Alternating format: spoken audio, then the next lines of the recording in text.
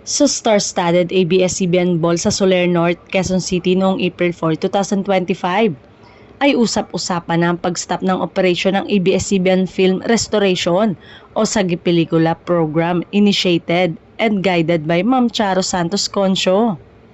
Ngayong Labor Day, May 1, kinumpirma ng ABS-CBN Film Restoration head na si Leo Katigbak ang malungkot na balita.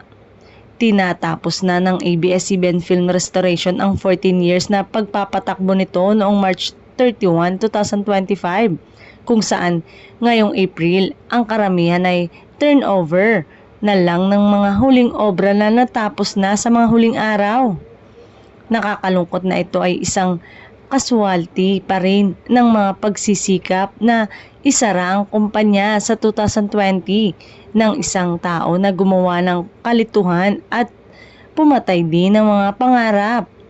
Sinusubukan masagi pero tuluyan pa rin nalunod.